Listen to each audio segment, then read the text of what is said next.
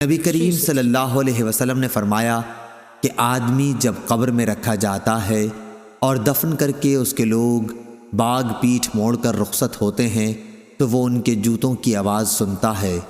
پھر دو فرشتے آتے ہیں، اسے بٹھاتے ہیں اور پوچھتے ہیں کہ اس شخص محمد رسول اللہ صلی اللہ علیہ وسلم کے متعلق تمہارا کیا اعتقاد ہے؟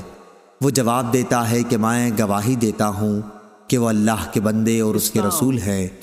اس جواب پر اس سے کہا جاتا ہے کہ یہ دیکھ جہنم کا اپنا ایک ٹھکانہ، لیکن اللہ تعالیٰ نے جنت میں تیرے لیے ایک مکان اس کے بدلے میں بنا دیا ہے۔ نبی کریم صلی اللہ علیہ وسلم نے فرمایا کہ پھر اس بندہ مومن کو جنت اور جہنم دونوں دکھائی جاتی ہیں، اور رہا کافر یا منافق تو اس کا جواب یہ ہوتا ہے کہ مجھے معلوم نہیں، میں نے لوگوں کو ایک بات کہتے سنا تھا، وہی میں بھی کہتا رہا۔ پھر اس سے کہا جاتا ہے کہ نہ تو نے کچھ سمجھا اور نہ اچھے لوگوں کی پیروی کی۔ اس کے بعد اسے ایک لوہے کے ہتھوڑے سے بڑے زور سے مارا جاتا ہے، اور وہ اتنے بھیانک طریقے سے چیختا ہے کہ انسان اور جن کے سوا ارد گرد کی تمام مخلوق سنتی ہے۔ صحیح بخاری حدیث نمبر 1338۔